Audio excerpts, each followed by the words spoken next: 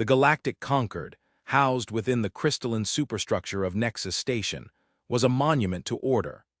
It was a place where 1,000 different methods of communication, from the pheromonal clouds of the Lumini to the percussive clicks of the Cathar, were translated, codified, and stripped of their potential for misunderstanding. Diplomacy was a science, a series of established protocols and ritualistic exchanges designed to prevent the chaos that had defined the galaxy's darker ages. Every species had its tell, its signature in the grand dance of interstellar politics. The Cathar, a proud, insected race of warriors from a high-gravity world, practiced a diplomacy of dominance. Their ambassadors, always high-ranking military officers, would state their position with thunderous finality, their chitinous plates rattling to emphasize key points. Negotiation was a matter of finding the opponent's breaking point through sheer pressure. To them, concessions were a sign of weakness, and silence was the gasp for air before surrender. The Glyptons, silicon-based beings of living crystal, viewed diplomacy as a complex equation. Their communications were streams of polarized light and modulated frequencies, conveying vast amounts of data with perfect precision. They approached every treaty as a logical problem to be solved, where the optimal outcome for all parties could be calculated, given sufficient variables. For a Glypton, a pause in communication was simply a processing delay, a moment to compute a more elegant solution. Then there were the humans. To the elder races of the Conquered, humanity was an oddity. A young, soft-skinned, emotionally volatile species that had stumbled onto the galactic stage with bewildering speed. They were biologically inefficient, requiring specific atmospheric pressures, narrow temperature bands, and a bizarre cycle of prolonged unconsciousness. Their diplomatic style was considered unsophisticated, often relying on what the Cathar dismissed as emotive pleading, and the Glyptons catalogued as irrational appeals to shared history, a concept they found baffling given humanity's brief 2 centuries of interstellar travel. Humans were not considered a serious power. They were a junior partner, a curiosity whose primary value was their unique biological and cultural data. Their ambassadors were polite, earnest, and seemingly overwhelmed by the sheer scale of galactic affairs. They were predictable, until Ambassador Elias Vance. Vance was not like his predecessors. He was a quiet man with pale eyes that seemed to absorb light without reflecting it. He rarely spoke during the opening sessions of any negotiation, preferring to listen, his hands resting calmly on the table before him. The other delegates found his passivity unassuming, even pitiable. Luminous Chord 7, the Glypton representative, noted in its internal logs that Ambassador Vance's biometrics remained remarkably stable. Even when High-Claw Xyler of the Cathar was hammering the negotiation table with a ceremonial gauntlet. It was an anomaly the Glypton filed away for future analysis. The stage for the shift in galactic perception was a seemingly minor dispute over the Cerulean Drift, an asteroid belt rich in rare helium-4 isotopes, essential for powering the next generation of starship drives.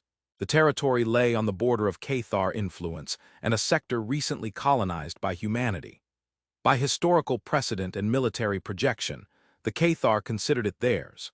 The session was held in Chamber Delta, a cavernous room where the air was scented with the ozone tang of translation engines and the faint, loamy smell of the Lumini delegation. High-Claw Xyler stood to his full 3-meter height, his armored carapace gleaming under the simulated sunlight of the chamber. The Cathar Imperium lays claim to the entirety of the Cerulean Drift, Xyler boomed, his voice a series of deep, resonant clicks translated into Concord Standard. This is our final position. The human presence in the adjacent sector is tolerated, but their expansionist ambitions must be curtailed. We expect the mandate of humanity to recognize our sovereignty and withdraw all prospecting vessels within 1 cycle. It was a classic Cathar opening, absolute, uncompromising, and designed to intimidate. The standard protocol was for the human ambassador to offer a counter-proposal, likely ceding the majority of the territory while pleading for a small corridor for their civilian ships. A predictable dance of dominance and submission, every optical sensor in the room turned to Elias Vance. He sat perfectly still. His expression was placid, his gaze fixed on a point somewhere beyond Xyler's shoulder. He did not speak. He did not move. He did not even seem to be breathing. The first 10 seconds were filled with expectant silence. The Cathar delegation shifted their weight, their mandibles clicking impatiently. At 20 seconds, Xyler let out a sharp hiss. Does the human representative require a repeat of our position? Is your translator malfunctioning? Vance did not react. His stillness was absolute. It was not the pause of someone thinking of a reply. It was a void.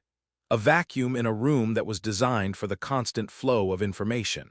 At 30 seconds, the atmosphere in the chamber began to change. The Glypton ambassador, luminous cord 7, began to pulse a soft, inquisitive blue light, its internal processors trying to categorize this behavior. It was not a recognized diplomatic gambit. It was not aggression. It was not submission. It was nothing. And nothing was not a variable in their equations. At 45 seconds, Xyler's composure began to crack. His authority was derived from presence, from the overwhelming force of his personality. Vance's silence was negating it. It was like shouting at a black hole. The energy simply vanished without a trace. His aides began to whisper amongst themselves, their antennae twitching with anxiety. To be ignored so completely was a profound insult in Cathar culture. "Human," Xyler snapped, taking a step forward. "This insolence will not be tolerated. Respond, or we will take your silence as acquiescence to our terms." Still, Vance was silent. The 60-second mark passed. A new kind of tension flooded the room. It was no longer about the cerulean drift. It was about this inexplicable, unnerving stillness. It was a breakdown of the fundamental rules of interaction. The Lumini delegation began to emit a pheromonal scent of confusion and alarm, a sour, acrid smell that cut through the ozone. Luminous Cord 7, observing the scene, came to a startling conclusion. Vance's silence was not passive. It was active. It was a force. It was creating a pressure vacuum that Xyler was desperately trying to fill. By doing nothing, Vance was forcing the Cathar to question their own position, to escalate their own rhetoric without any input. He was making Xyler negotiate against himself. "Very well," Xyler bellowed, his voice straining. "As a gesture of magnanimity, the Imperium is willing to concede the outer 5 quadrants of the drift. A generous offer for which we expect immediate gratitude." He stared at Vance, desperate for a reaction, for a nod, for anything. He received only the placid, unblinking gaze. The silence stretched on. 70 seconds. 80 seconds. Panic began to set into the Cathar delegation. Their high claw was being systematically dismantled in front of the entire Concord, not by a superior argument or a threat of force, but by a complete absence of engagement. He had been goaded into making a concession for no reason. His authority was bleeding away with every tick of the chronometer. "The outer 10 quadrants," Xyler's aide chirped, trying to salvage the situation. "And safe passage guaranteed." Vance's expression did not flicker. It was then that the Cathar legal attaché, a smaller, more wizened member of the delegation, scuttled to Xyler's side. He whispered frantically, his mandibles clicking against his high claw's auditory sensor. Luminous Cord 7, whose senses could pick up the subvocalizations, translated the desperate message. "Procedural reset. There is only one way. The grave offense apology. It is the only protocol that can halt a negotiation in this state without conceding defeat." A formal apology was the most humiliating tool in the diplomatic arsenal. It was an admission of a fundamental breach of conduct, a stain on a delegate's honor. To issue one without even knowing the offense was unthinkable. Xyler's entire body vibrated with rage and humiliation. He looked at Vance, this soft, fragile creature who had defeated him without uttering a single word. He saw the eyes of the other delegates on him, the pitying glow of the Glypton, the fearful wafting of the Lumini. He was trapped. Grinding his mandibles together with a sound like cracking stone, High-Claw Xyler straightened up. He performed the requisite gesture, crossing his upper limbs over his chest in a sign of contrition. "The Cathar Imperium," he began, his voice choked with venom, "formally apologizes to the representative of the mandate of humanity for the procedural error that has occurred. We retract our previous statements and request the negotiation be reset." Last word had barely left his mouth when Elias Vance blinked. It was a small, almost imperceptible movement, but in the supercharged atmosphere of the room, it was a thunderclap. A faint, almost sad smile touched his lips. "Apology accepted, Highclaw," Vance said, his voice calm and even. It was the first thing he had said in over 3 minutes. "Now, regarding the cerulean drift, we find your offer of the outer 10 quadrants to be an acceptable starting point for discussion. We will, of course, require full mineral rights and the establishment of a permanent human monitoring station in the core quadrant for treaty verification. Shall we draft the language?" Xyler, defeated and bewildered, could only nod. The entire negotiation had been decided before it had even begun. The Conquered was never the same again. The Vance Protocol, as it was informally known, became a legend. The story was retold in 100 different languages, taking on a mythological quality. The 60-second rule was born, not as a formal law but as a terrified understanding. If a human ambassador fell silent, you had made a terrible mistake. You apologized. You apologized immediately, and you prayed you had been fast enough. For several years, galactic diplomacy stabilized into a new, strange equilibrium, one where the softest-spoken delegates wielded the most terrifying power. For nearly 2 decades, the unwritten rule held fast. The legend of Elias Vance and the Cathar capitulation had become a foundational text for any aspiring galactic diplomat. The 60-second pause was a tool of immense power, and humanity, now represented by a new generation of ambassadors trained in Vance's methods, used it with surgical precision. It was never overused. It was a weapon of last resort, a quiet threat that reshaped treaties and redrew maps. Its power lay in its mystery. No one truly knew what consequence lay on the other side of that silent minute. They only knew that the Cathar, one of the proudest warrior races in the galaxy, had not been willing to find out. This fear-based deference grated on many, but none more so than the Valyrian Republic. The Valyrians were a species of elegant, long-limbed humanoids who saw themselves as the galaxy's true aristocrats. Their technology was centuries ahead of humanity's in many fields, their philosophy was ancient, and their pride was boundless. They viewed the human tactic as a vulgar piece of psychological theater, a parlor trick that worked only on primitives like the Cathar or soulless machines like the Glyptons. The Valyrian representative was Prefect Valerius Thorn, a being whose arrogance was so profound it manifested as a kind of bored grace. He had been chosen specifically to challenge the human protocol. The issue at hand was a technology-sharing agreement concerning terraforming catalysts. Humanity sought access to Valyrian techniques. The Valyrians demanded exorbitant payment in the form of antimatter fuel reserves. The negotiation took place in the Grand Chamber of the Conquered, a venue reserved for matters of the highest importance. Ambassador Eva Ristova represented humanity. She was a disciple of the Vance school, calm, observant, and possessing a stillness that could unnerve even a statue. Luminous Chord 7 was also present, its crystalline form now a complex lattice of experience and caution.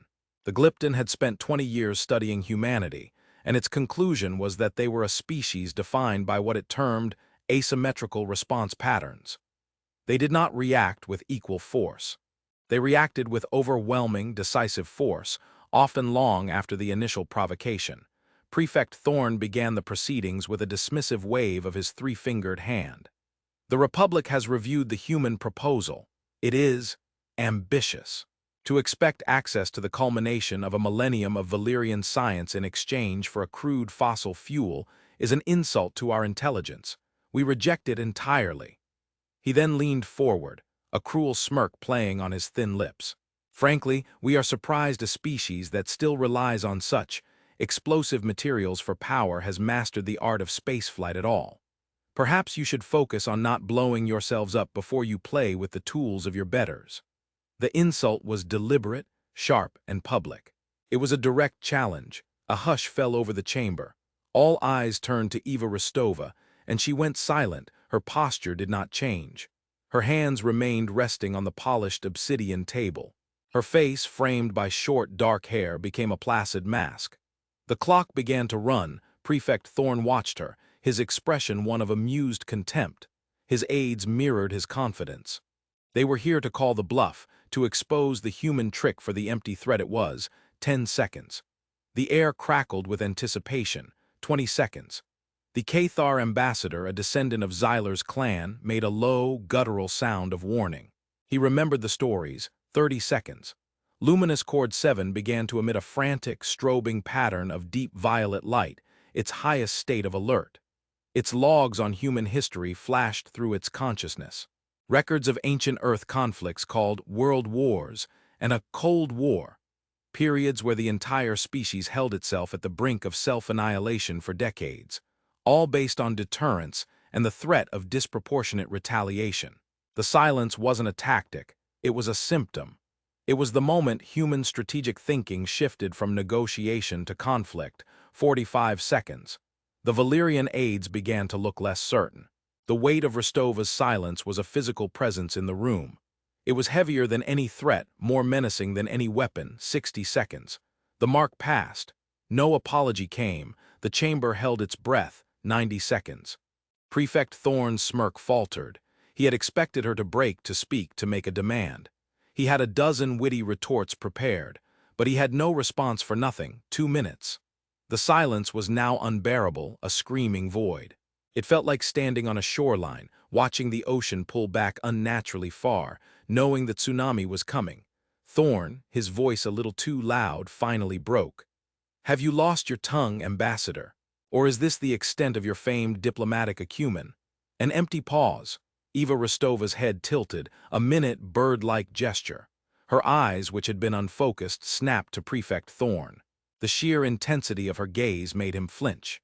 She then turned her head slightly to look at the Concord's official recording sphere, a silver orb hovering near the center of the room.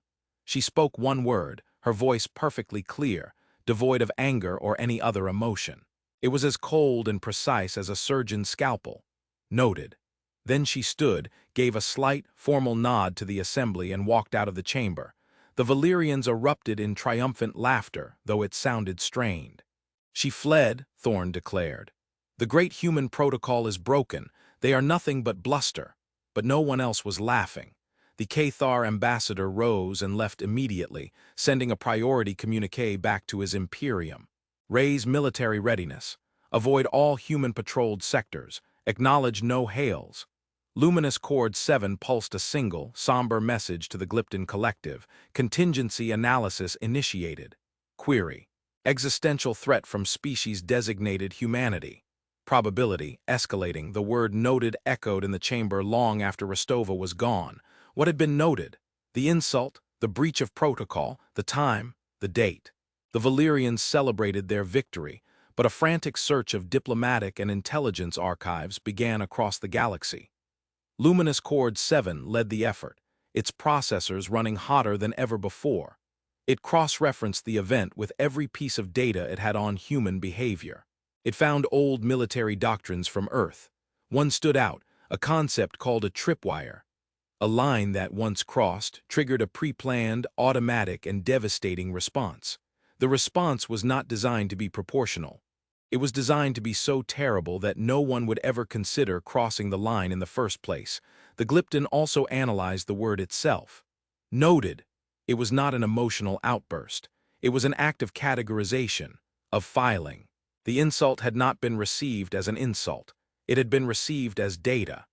The human response, the Glypton concluded with a growing sense of dread, would not be emotional. It would be logical, procedural, and final. It had been logged. A case file had been opened. And now, somewhere in the vast, quiet bureaucracy of the human mandate, a decision was being made. 3 weeks passed. The Valyrians grew bolder, publicly mocking humanity's cowardice.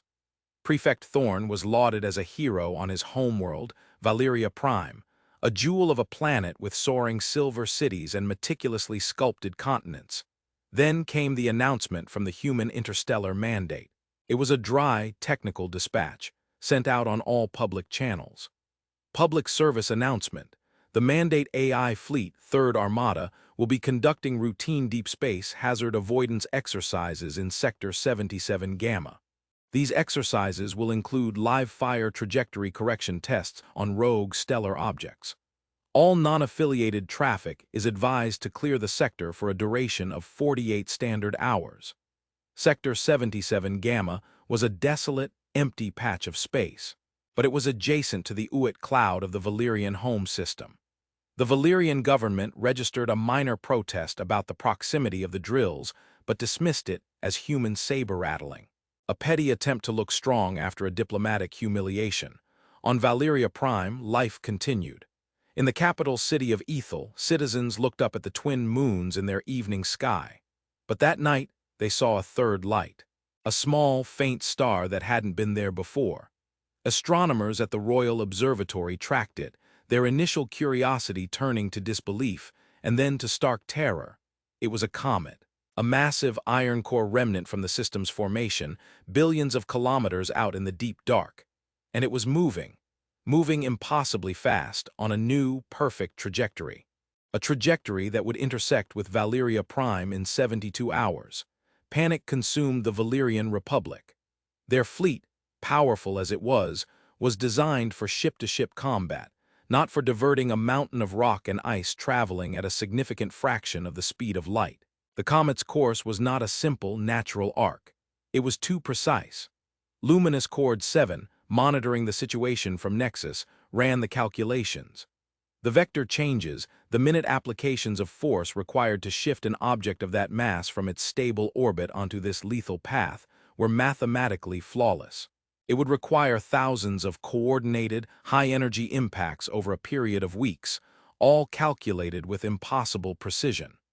It was the work of a distributed, advanced AI, the Valyrian defense grid, a source of immense national pride, activated.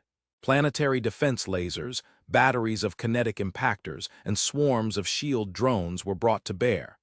They threw everything they had at the approaching doom, but the comet had been aimed with surgical malice. It wasn't aimed at the planet's center of mass. It was aimed at a specific polar region, calculated to strike at an angle that would maximize atmospheric immolation and tectonic shear, bypassing the most heavily defended equatorial regions. The human AI had not targeted the planet. It had targeted the precise weak point in its defenses. From orbit, it must have looked like a swarm of fireflies trying to stop a freight train. The lasers sizzled against the comet's icy shell, peeling away layers but doing nothing to its core. Kinetic rounds shattered on its iron heart. The impact was an extinction-level event. The comet struck the northern ice cap, and the city of Ethel, thousands of kilometers away, was obliterated by the resulting shockwave and the superheated steam that scoured the continent. The planet's axis tilted by 3 degrees. The skies turned black with dust and ash. Billions died in the first hour. The jewel of the Valyrian Republic was shattered. In the aftermath, the human interstellar mandate sent its deepest sympathies for the tragic and unforeseen natural disaster. They offered humanitarian aid and the services of their terraforming experts to help restore the planet's ravaged biosphere. Their hands were clean. Not a single human ship had fired a shot. The logs of the third AI Armada showed nothing but successful simulations of asteroid trajectory correction. There was no proof. There was only the memory of a quiet ambassador saying one word, noted. The word now meant the death of a world. A special session of the Galactic Concord was convened. The chamber, usually a place of boisterous debate or precise calculation, was morgue-like. The remaining Valyrian delegates were there, hollow-eyed and broken. Prefect Thorn was not among them. His name was now a curse upon his people. Luminous Cord 7 stood before the assembly, its crystalline form glowing with a somber, steady light. It did not present equations or data streams. It told a story. For 20 years I have studied humanity, its translated voice echoed in the silent hall. I have looked at their history, their art, their science. And I have been guilty of the same error as the Valyrians. I sought to understand the action, but I failed to understand the precedent. We believed their silence was a threat. We were wrong. The silence is not the threat. The silence is a courtesy. It is a final moment offered for de-escalation. Glipton paused, letting its words settle. We saw the silence as a diplomatic tool, but in human predatory evolution, silence is not for negotiation. It is the moment a predator stops making noise and begins to hunt. The stalking, the final approach, The moment before the strike, all are silent. We are a galaxy of prey animals who have forgotten what a true apex predator looks like. We communicate to avoid conflict. Humans communicate to achieve a goal, and when communication fails, they do not argue. They simply change their method of achieving the goal. It turned its crystalline body towards the empty human delegation chair. Ambassador Rostova did not threaten Prefect Thorne. She did not act in anger. She observed his refusal to de-escalate. She noted it. She logged it as a terminal point in the diplomatic process, and a different process was initiated. A process that was efficient, deniable, and absolute. The comet was not an act of war.